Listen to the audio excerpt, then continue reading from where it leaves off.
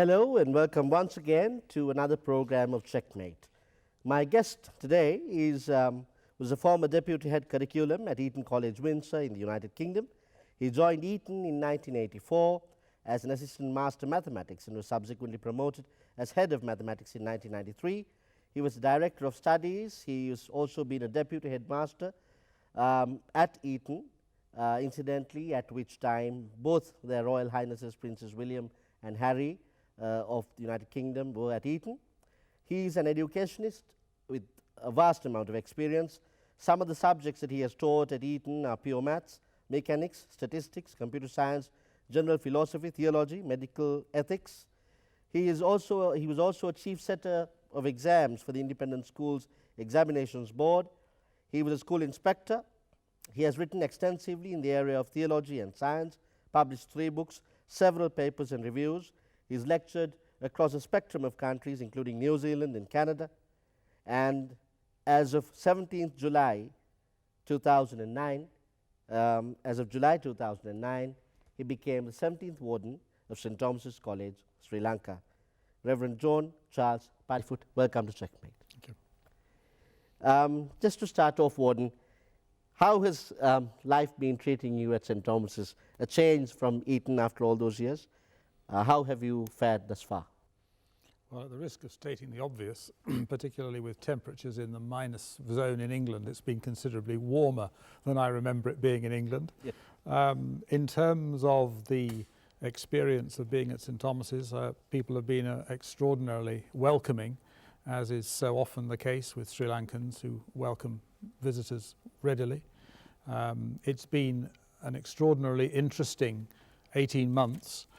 During which I've obviously had a great deal to get used to of things that are different.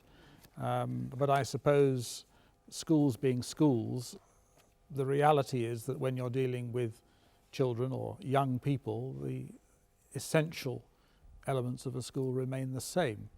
And I think that that's quite interesting in the ways in which the schools are the same and the ways in which they differ. Do you I know that traditionally Eton and St. Thomas's have several things in common. We're not going to delve too much into the 2 particular schools. But in terms of the curricula and the student bodies that you've encountered, now at St. Thomas's, earlier at Eton, as regards their general perception and how they go out of school, I in fact was interested in a comment that you'd made recently, that on an interview you said that we teach children Sinhala, English and Tamil at St. Thomas's. First they think as Thomians, when they go out to the world they think as Sri Lankans, not as Sinhalese, Tamils or Muslims, Burghers or Malays. At St. Thomas's College we have no class, creed, colour or religious difference.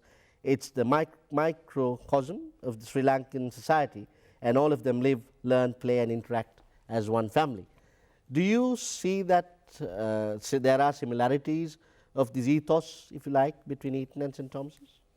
Well, I think both the schools have as a great strength that it really doesn't matter who you are, who your parents are, what your background is, whether you come from wealth or relative poverty or less wealthy families, that once you walk through the gates you're treated the same, or at least as far as possible treated the same.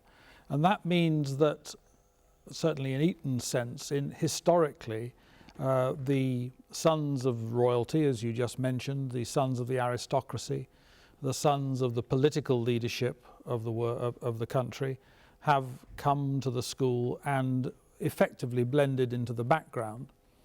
And it's also true because it's not just a British school, it is an international school in the sense that it accepts people from all over the world because of being boarding, that the sons of the political leaders of foreign countries and indeed of the royal families of foreign countries have also come and have also been integrated. But so well are they integrated that for much of the time you don't even notice that they're there, and you certainly don't notice that they're there as sons of political leaders or royal families. So in a sense, is it a social leveler then? the education that the schools that you just mentioned, not necessarily only Eton at St. Thomas's, but maybe several other schools that have the same sort of background. Is it a part of that education system itself that levels out these children, like you very correctly said, from whatever background they come from, to send them out into the country as equals? Or is it something that they bring from outside the school when they come in? For instance, is it the background that they come from that necessarily inculcates that in them, or is it the school in itself? I think it's the school. The sorts of different backgrounds that people came from at Eton. You know, you could be the son of a lord who lived in a big country castle or manor, or you could be the son of a man who made his money in commerce or in business, and those two are quite different in terms of background. So that outside the school, those family differences do mean something and would reflect differently on the way the boys live their lives. But once they're in the school, there is a self-conscious attempt by the school not to allow such things to make any difference.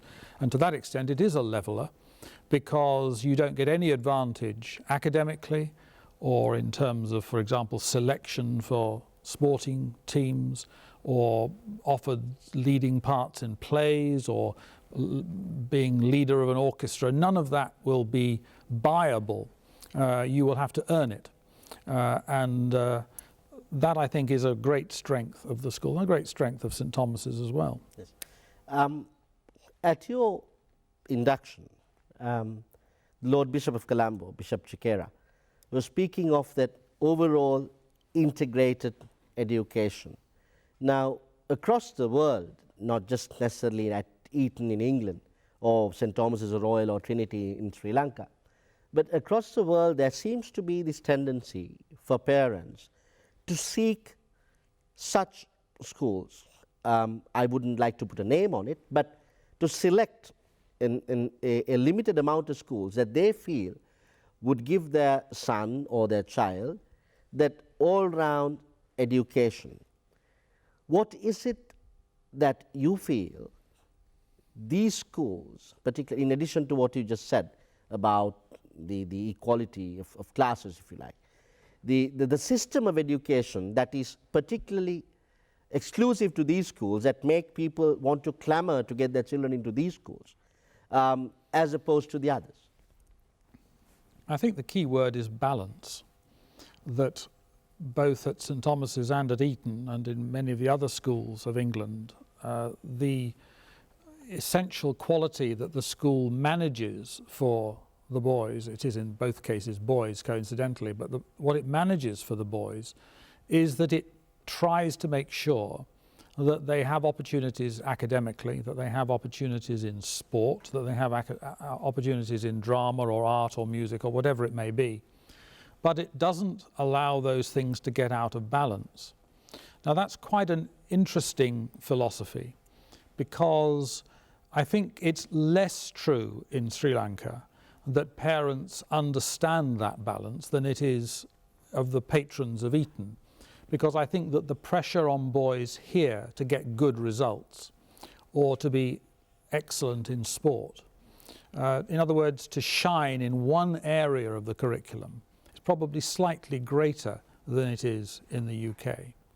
Now, what the reason for that is, I don't really have an explanation for. But certainly at Eton, the vast majority of the 1,300 boys there, and it's important to remember that they are only in the age range 13 to 18, unlike St. Thomas's, which is 6 to 19. So they're only covering 5 years. So the year groups are much bigger. But it is very rare at Eton for a boy not to do something, just to be narrowly academic and not to be involved in a sport or be involved in drama or a society. And that means that all the boys who go leave the school with more than their academic qualifications. Now, I'd like to think that that's true of St. Thomas's. It is certainly true of a vast majority of boys at St. Thomas's. But there are some who really think that they are just, shall I say, buying into the academic or possibly buying into the sporting. And I think that's a pity, because when you come to measure overall success in life, I mean, you will know this if you reflect on some of the people that you were at school with, it is often the people who are not particularly successful in academics, and often indeed sometimes who are the least well behaved, if I can put it gently like that, who actually are demonstrating a kind of innovativeness, a willingness to think outside the box, a willingness to be different, that once they leave school pays dividends, because they can see how to go on in the world and make their way. And so if you have a very narrow focus on the academic, or indeed a very narrow focus on anything else, it doesn't keep your options as wide as they can be kept. If you stick with a broad educational philosophy in which you have some of the academic and some of the sporting and some of the musical or dramatic or society work, each one of which may enable you to discover something about yourself that later in life will be of enormous importance to you. Now, I'm going to ask you to venture a little bit beyond the school curricula that we are familiar with. We're going to get to higher education in a little while, but just for the moment, keeping ourselves to school education. Is there then, or have you seen a move, maybe in the United Kingdom, at least even if not in Sri Lanka, for those other schools that don't belong to this limited, I mean, you're an educationist, which is why I'd like to pose this question to you. So, although you've been limited to Eton, which is one of those special schools, has there been a move by the system, the policymakers, if you like, to bring the other schools that do not belong to that niche category, if you like, at least close to it, if not in par with it? I don't think there has been such a move. In fact, is that advisable? Well, I think I think in practice there have been moves in the opposite direction. I mean, most notoriously, the proposal some years ago now, but the proposal that schools should sell off their playing fields, for example, this is in the UK, sell off their playing fields in order to raise money and to provide land for housing. Now, in view of the fact that so many of the schools in Sri Lanka lack adequate playing fields, I mean, we don't have anything like as much land as we would like to have, but we have far more than many schools have. And the preponderance of interest in sport and the lack of opportunity for sport, that was a very narrow-minded and blinkered view of the place of sport and indeed the need for playing fields in the school curriculum. And there's also, I think, been a general failure in particularly the maintained sector, the government sector in the UK, to appreciate the value of the broad curriculum. It has tended to become increasingly focused on academic matters. And that's partly reflected in things like standardized tests, what they call in the UK Key Stage 1, 2, 3, yes. Where schools were actually compared with one another on the basis of the performance of their children in those tests, which is to give a prominence to that sort of testing, that sort of education, which I think is deeply unhealthy, and that doesn't mean that those schools can indulge is the wrong word, but can enjoy the breadth of education that some of the, dare one say it, better schools believe in. Yeah. Well, we're going to come to the system of education here and your interactions with it and your experiences in just a little while.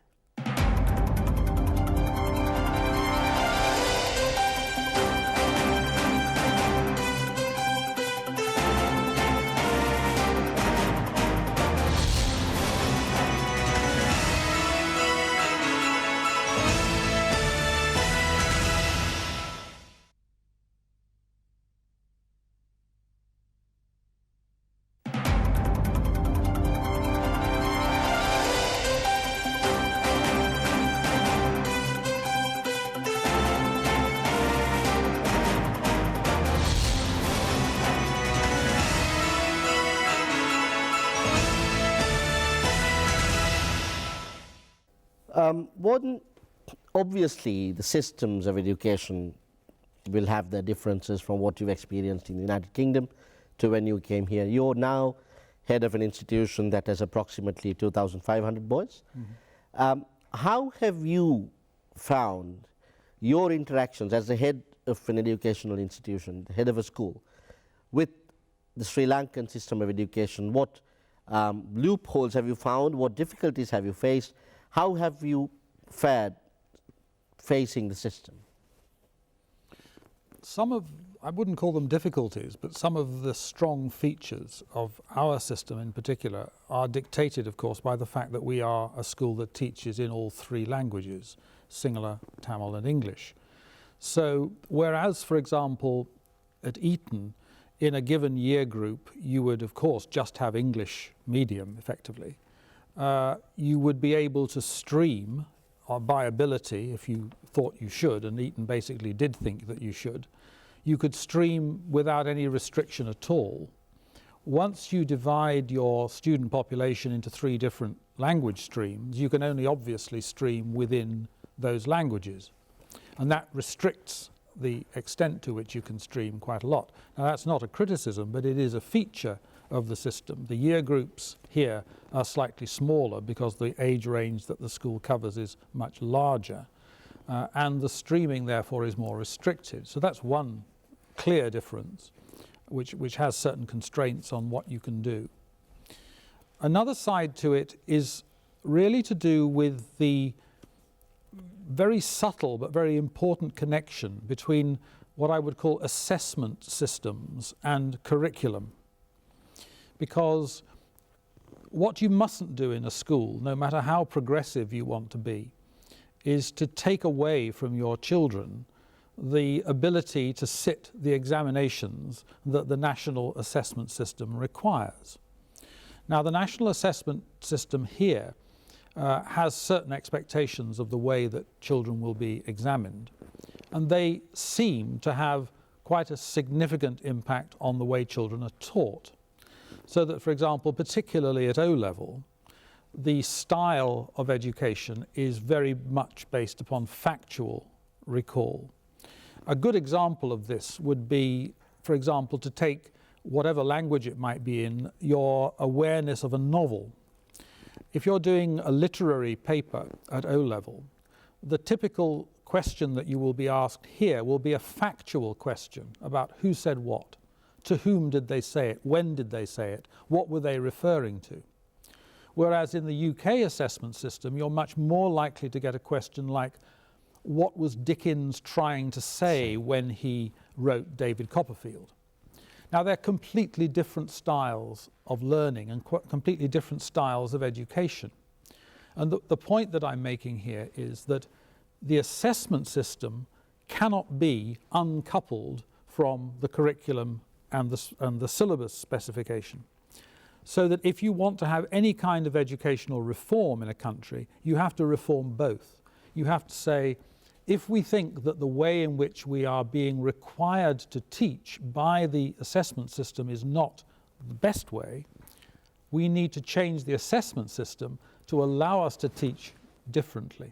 Yes. So that the Department for Examinations and the Ministry of Education really must be talking to one another at a very high level in order for any kind of change to the educational system to be workable. Yes. Just for the sake of our viewers who may not have just perhaps caught the gist of what we're trying to say. If I understood you correctly, what you're trying to say is that in the same scenario, whereas in another system, not necessarily the United Kingdom, but perhaps a slightly more progressive system, within the same context of a novel, the example that you used, you might be asking the child to think beyond the precise parameters of what's on that page, asking the child to use his creativity or trying to get something out of the child that the child must think and come out for himself, rather than a parrot-like memory that perhaps is inhibitive of systems like ours, where more prominence may be given to memorizing what's on a piece of paper or a particular text, and then writing that back on a piece of paper. Now this brings me to another ancillary question. this is something that Sri Lanka has, perhaps even in the third world, the tendency is to value a certificate on the wall, framed, nicely hung with a nice frame, and the accumulation of certificates is supposed to be the picture or depict how educated you are or how qualified you are. How do you respond to that from your perspective of an educationist? There's nothing wrong with accumulating certificates, but it depends what the certificates are given for. If you want someone to get certificates on the basis of factual knowledge, then clearly there are many areas of life where factual knowledge is incredibly important. Medicine, you need to know facts about all sorts of things to do with pharmaceuticals, to do with diseases and so forth. Law, you need to know all sorts of things about previous cases, about the law itself, and so forth. Fact, knowledge of that sort is very, very important. But if you want children and adults also to be able to respond to new situations, and particularly in what we like nowadays to call knowledge economies, where countries are trying to make their way in the world to earn particularly foreign currency by their ability to solve problems that other countries need solving, then you do need elements of creativity. And part of the problem, and just to go back to what I was saying earlier, is that there is a fundamental difference in the level of skill that an examiner needs to mark a paper where the answers are factual. It's either a fact or not that David Copperfield said this. Yeah. But it's quite another kind of skill to interpret an answer about what David Copperfield, or more particularly Charles Dickens, meant by David Copperfield. So the two levels of skill that you're expecting of your two examiners almost exactly mirror the differences in skill to do with the way you use either factual knowledge or use your knowledge as a basis for creativity in addressing new problems. Yes.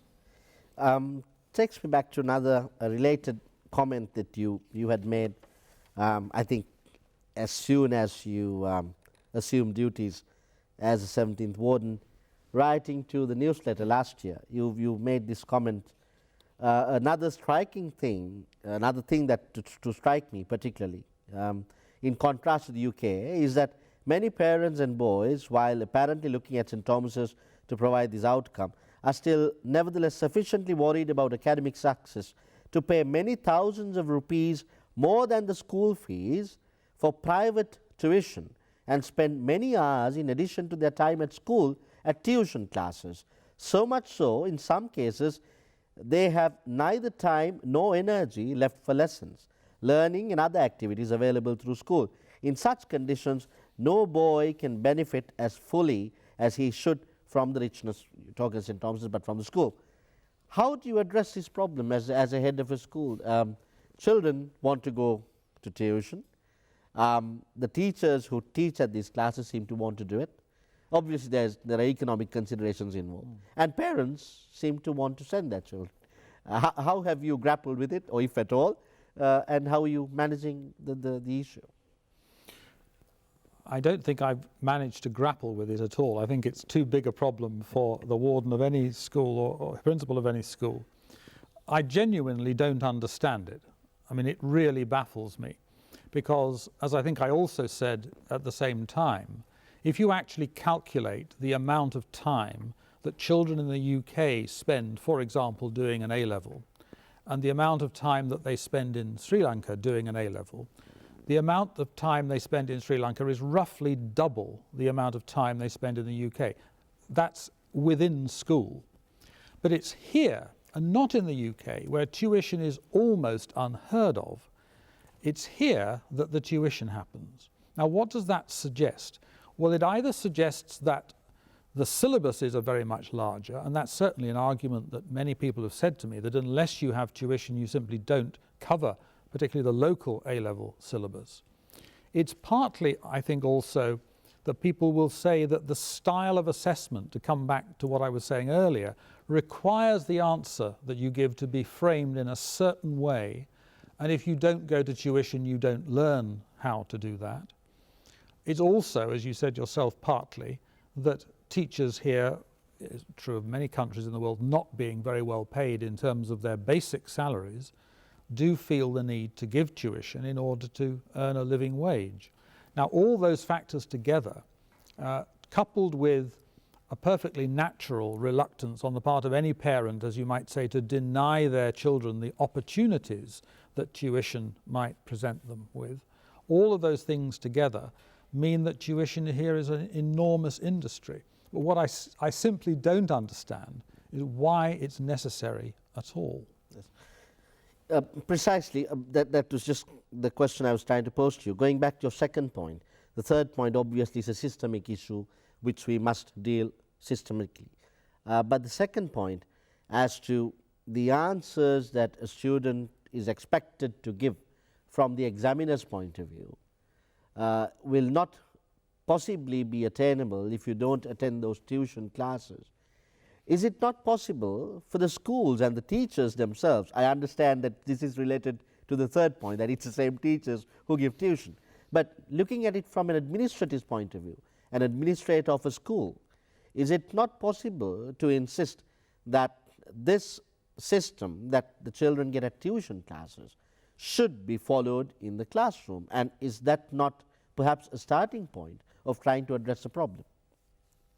Yes, but I think that we're in the grip of a bit of a vicious circle, in that, as I say in the passage that you quoted, if children, boys, are going to tuition late into the night, frequently getting up very early in the morning in order to be able to travel to school, arriving at school already therefore with insufficient sleep and tired, then the amount of intellectual energy that they have to give to the 40-minute lessons or whatever they may be in school is that much less than if they weren't going to tuition. So in a funny way, it is the tuition that partly leads to the inadequacy of the school experience, which therefore creates a further need for tuition, and you have a vicious circle. Now, the only way you can break that is by people having the courage to say, we're just going to stop doing tuition and rely on schools to deliver all that is necessary for the A-levels.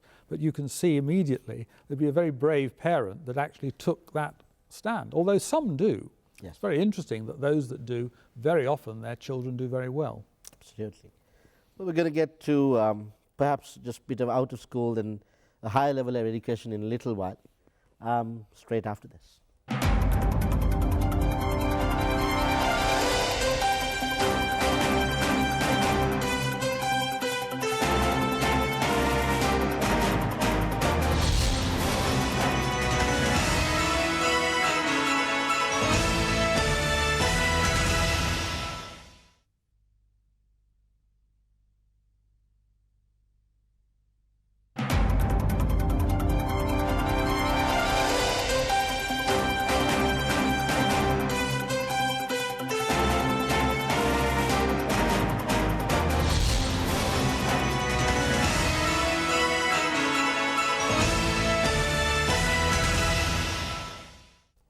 Once again, Warden, going back to another publication, I think this was your prize-giving speech of 2009, October.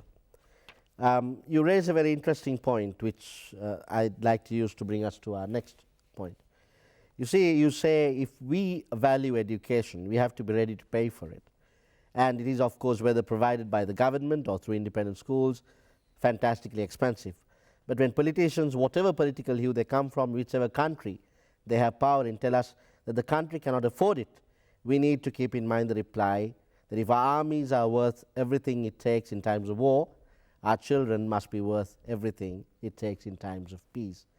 Talking of the monetary aspect of education, you know that, I don't know whether you've noticed that there is a dialogue at the moment in Sri Lanka going on about the establishment of private universities as opposed to the totally public universities that we've had hitherto, which we have been beneficiaries of. Free education, the concept of free education. Now, I know in the United Kingdom too, recently we've seen several instances where students have been agitating. In fact, just this morning, I saw the Prime Minister on BBC trying to justify the with an attempt to the elevation of fees, and how he was trying to say that he would keep it within parameters that were manageable. Now, this question of a private university, one, how do you compare that to the situation in the United Kingdom? For example, is there a majority of private universities in the United Kingdom, or are they mostly public? And how do you see the difference in private and public universities? Strangely enough, there are very few private universities in the United Kingdom. The University of Buckingham, which is not very far from Eton, is one such, and I think was the first, and was set up by a group of pioneering educationists who wanted to do something different with university education. But all the others, by and large, are funded nationally. Now, what's interesting about that is that although the government introduced tuition fees several years ago, probably 10 or 15 years ago, for tuition, it has never been the case that university education in the United Kingdom was entirely free, in the sense that you needed to qualify for a grant. You didn't, as I think happens here, go to university and get your food and your accommodation as well as your tuition paid. So in that sense, the Sri Lankan system is entirely free. You had to apply to what would be the equivalent of the Western Province in England, a county council or a local education authority, who would decide on the basis of your parents' means, their wealth, whether you deserved a grant or not. But that grant almost never covered all the costs required for a university education. So, in a sense, the UK has never had a completely free tertiary system, or certainly not in my living memory. It may have done many, many years ago. So that it's interesting that the recent proposal by the coalition government there to treble, or to give universities the power to treble tuition fees up to about £9,000 a year, has provoked an enormous reaction from students, many of whom leave university with substantial debts. And as a father of 3 girls, each of whom went to university, I know all about that. Yeah. So that the child is left in the position of having got a degree with a substantial debt burden to fund even before they start their work. Now here, I think what's interesting is that proportionately Sri Lanka has relatively few universities, I think it's fair to say, on a comparative basis. And that the number of children who on the basis of their A-levels here qualify for a university place is very much greater than the number that actually secure one, which is why you get into the whole business of Z scores and regional allocations and different tiers and quotas and so forth, which is very complicated. And I suppose that the government's thoughts about private education are that they are a way to relieve some of the pressure on the state education system. Now, of course, it provokes enormous hostility in the minds of those who are opposed to anything that is paid for, and those people usually are opposed to independent schools on the same grounds. But in the absence of the capacity of a government to fund more state education, it may be a way to provide those that can afford it with access to tertiary education that wouldn't otherwise be able to get it at all. I was just going to stop you there. Very interesting point that you make, the tertiary education for those who you can afford it. Now, we saw a few weeks back, now usually we are accustomed to seeing this sort of behavior amongst young youth, young students or youth in perhaps several other parts of the world, but one never expected to see it in the heart of London. But we saw a massive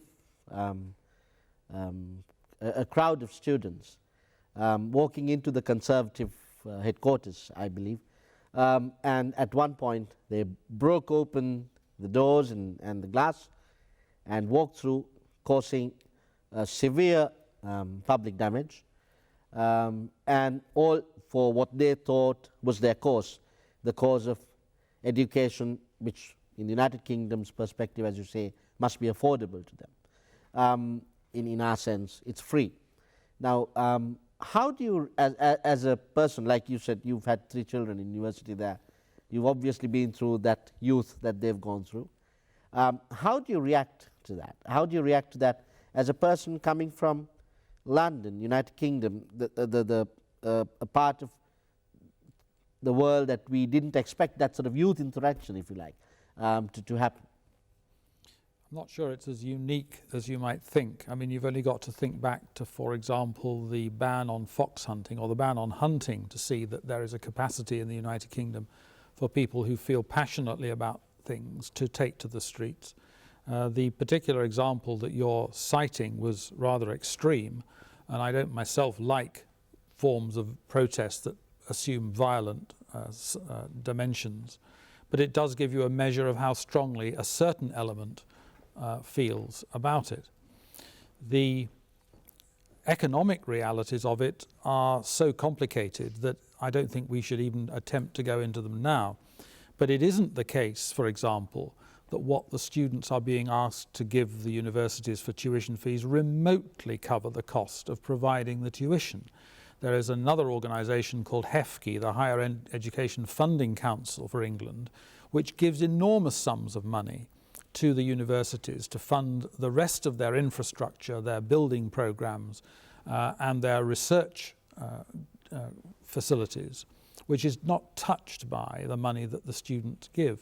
And I'm afraid that the decision to increase, or the proposal that the fees be increased, is just a reflection of the rather severe financial circumstances that the current government finds itself in.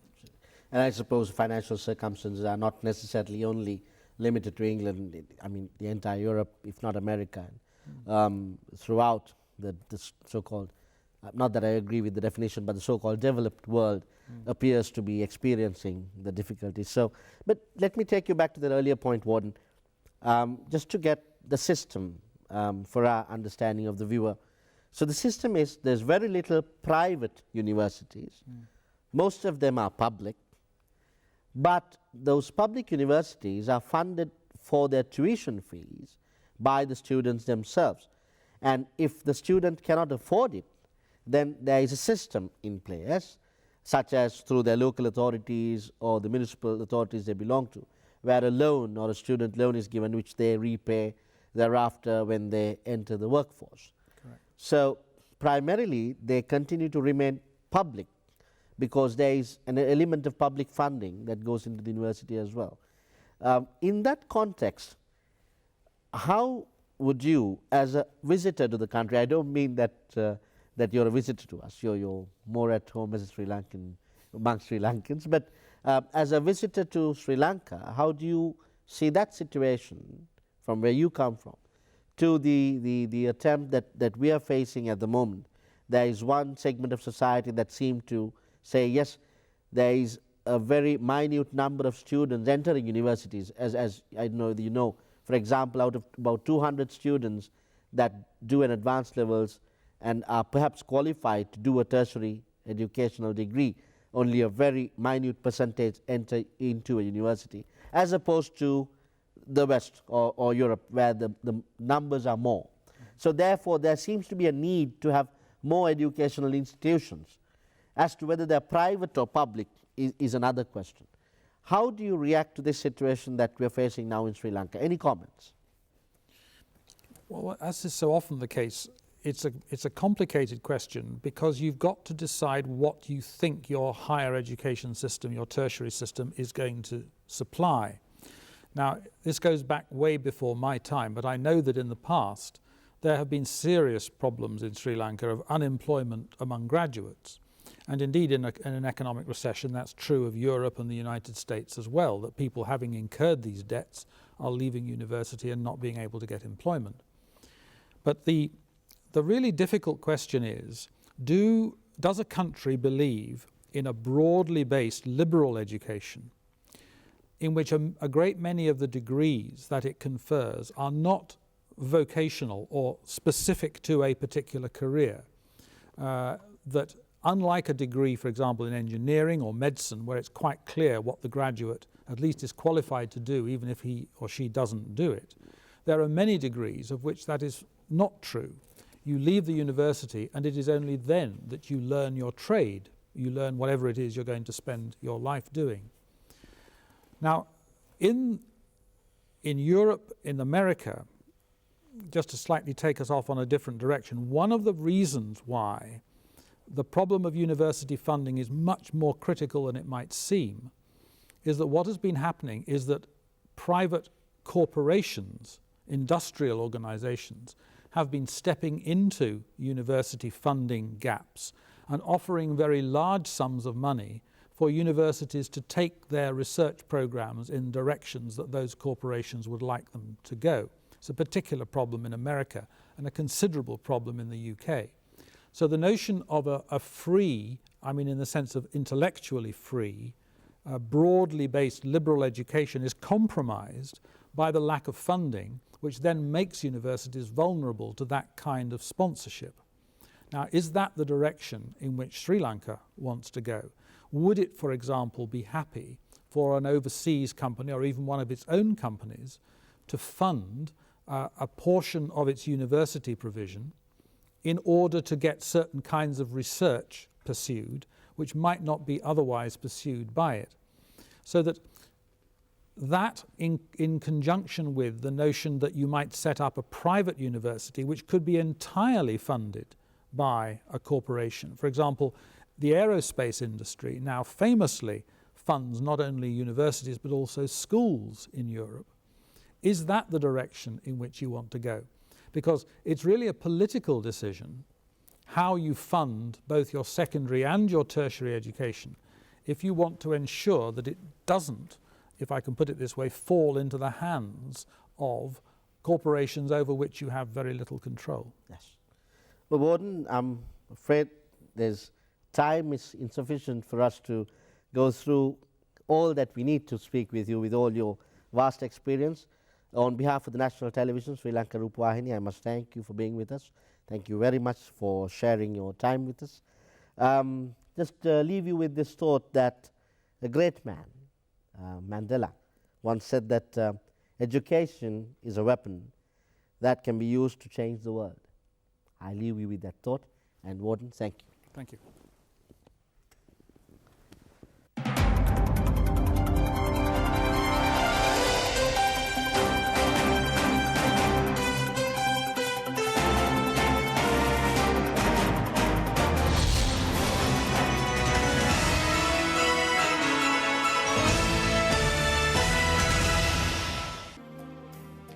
සමස්ත ඉන්දීය බෞද්ධ සමුළුව 39 වන වරට පසුගිය දෙවනදා පැවැත්වුණා. ඒ ඉන්දියාවේ නන්දේව් දිස්ත්‍රික්කයේ බාවරි නගර සමස්ත ඉන්දීය බෞද්ධ ධර්ම පරිෂද මහාවිහාරයේදී. ඒ සඳහා ශ්‍රී ලංකාව නියෝජනය කරමින් කටාන ශ්‍රී වර්ධනාරාම මහාවිහාරස්ථානයේ විහාරාධිපති අතිපූජ්‍ය කරඹේ සුමනතිස්ස මහනාහිමිද සහභාගී වුණා. උන්වහන්සේ එහිදී විශේෂ දේශනයක්ද සිදු කරනු ලැබුව අතර එහිදී සමස්ත ඉන්දීය බෞද්ධ පරිෂද් ජන අලංකාර අධ්‍යාපන සම්මානයෙන්ද උන්වහන්සේ පිදුම් ලැබුවා.